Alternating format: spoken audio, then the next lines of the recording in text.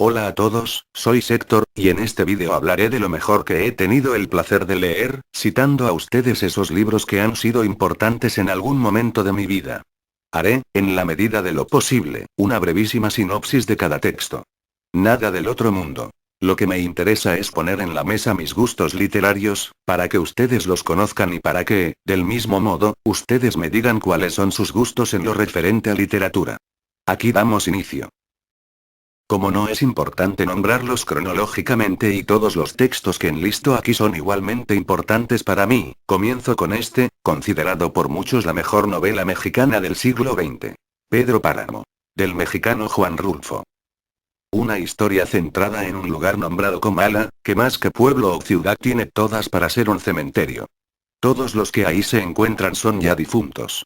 Este Pedro Páramo es en resumen de cuentas el cacique del lugar, dueño de la hacienda más importante de por esos lugares, padre de medio pueblo. Todo inicia al morir la madre del protagonista. En su lecho de muerte le pide que busque a su padre, un tal Pedro Páramo. Y le exija lo que le corresponde por haberlos lanzado al abandono. Él, viéndose en tan grave situación, promete hacer lo que su madre le pide. Tenebrosa como una de terror, apasionante como una épica, esta novela lleva aparejado un enigma que nos dieron como tarea escolar cuando la leí por primera vez, a los 14 años. Y es que el profesor nos pidió en aquella ocasión descubrir de entre todos los personajes, cuál de ellos es el único que está vivo, cuál de todos estos fantasmas provincianos no es un difunto más en esta historia. Por pura admiración y como parte importante en mis lecturas deseo mencionar a este amigo. Bernardino, pero antepónganle el fray, porque era fraile. Fray Bernardino de Sahagún, gentes, contaba entre sus gracias con haber estudiado en Salamanca, ya saben, esa que no le presta a la gente lo que natura no le dio. La obra de este hombre sigue vigente después de los siglos que lleva escrita, la historia general de las cosas de la Nueva España. Un compendio de temas y asuntos relacionados con la vida y obra de aquellos nacidos por estas partes antes de llegar los españoles. Desde el tema de la religión, en donde Sahagún incluso compara a las deidades de los naturales con las de los griegos, hasta los usos y costumbres de la gente, abarcando a casi todos los pueblos de habla náhuatl. Flora, fauna, astronomía, incluso un pequeño glosario al final del volumen. Los historiadores se han encargado de minimizar este trabajo, pero como me caen gordos la mera neta sigo disfrutando de su lectura y esperando a que alguien haga un compendio similar, de las mismas proporciones, pero con lo que Sahagún omitió por razones obvias. Por cierto, si lo leen, miren lo que se dice ahí sobre un coyote que tenía enredada en el pescuezo una de esas serpientes, al que un hombre, después de pensarlo un poco, salvó de morir asfixiado.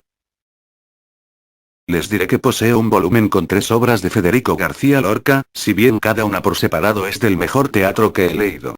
Yerma es la historia triste de una mujer que desea con todas sus fuerzas tener un hijo con su esposo. El tío al final del relato muere a manos de ella, porque la deja prácticamente abandonada para irse a disfrutar con otras mujeres. Y Yerma pensaba que no había bebés por culpa de ella. Esta historia, junto con la de Bernarda Alba, la de la hija que murió siendo virgen dentro de una casa enrejada, y las dramáticas bodas de sangre, me dan a pensar que García Lorca era demasiado catastrofista. Pero a más de sugiero leer El romancero gitano, especialmente La casada infiel, de bellísimas figuras poéticas.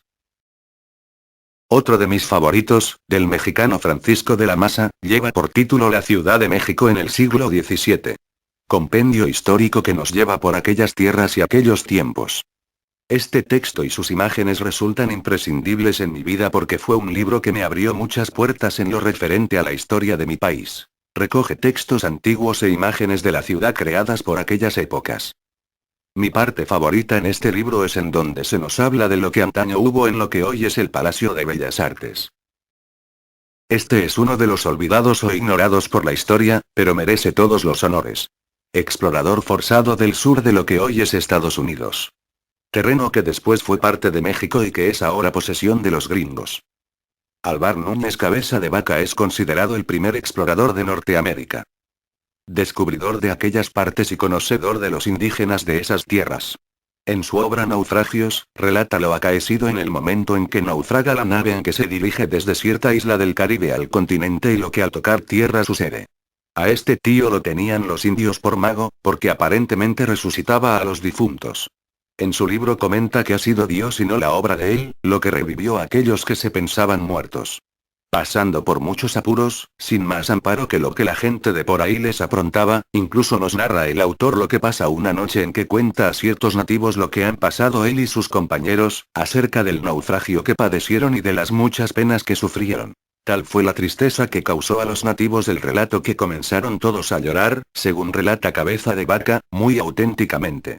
El texto no se lee con facilidad porque está escrito en un castellano antiguo que está en desuso, pero cuando uno se adapta se disfruta del relato.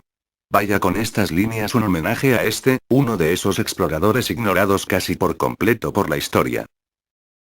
En alguna parte leí que todas las obras de Dostoyevsky podrían llamarse Crimen y Castigo. Por no sé qué malas artes del destino, no pocas obras cumbre de la literatura mundial han sido escritas en el frío y la humedad de una cárcel.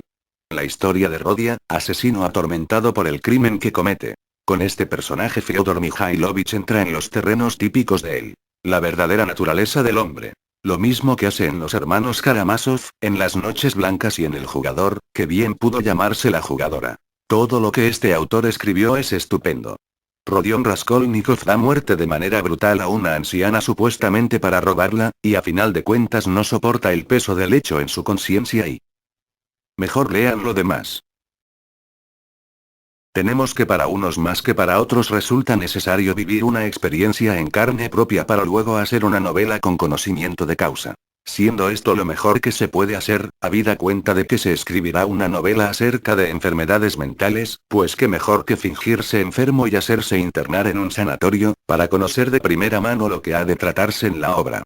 Suena deschavetado, pero eso precisamente fue lo que Torcuato Luca de Tena hizo para crear una historia que me resultó difícil dejar de leer antes de terminar. Los renglones torcidos de Dios. Magnífica novela cuya protagonista es hecha pasar por loca por el marido para, viéndose libre, hacer de las suyas. Un hortelano con acento al hablar, médicos buenos y malos, desequilibrios de las más distintas maneras, pasando por mujeres percha y jóvenes hidrofóbicos. La protagonista descubre la verdad acerca de su marido y las causas de su internamiento gracias a sus dotes detectivescas.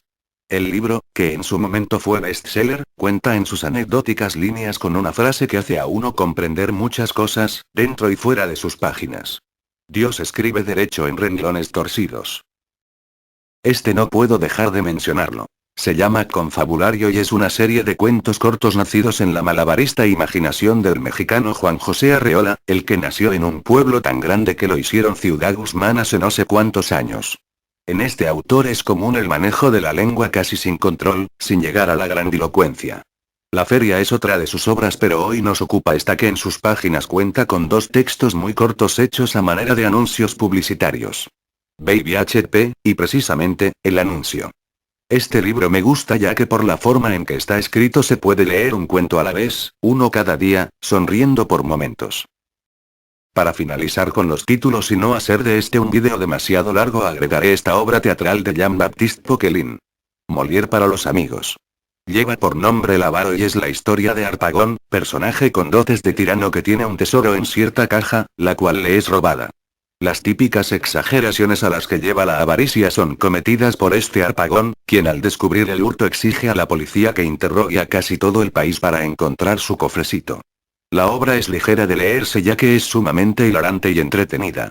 En México existe una adaptación de Miguel Sabido, con Rafael Inclán haciendo el personaje protagónico. Espero poder presenciarla a la primera oportunidad.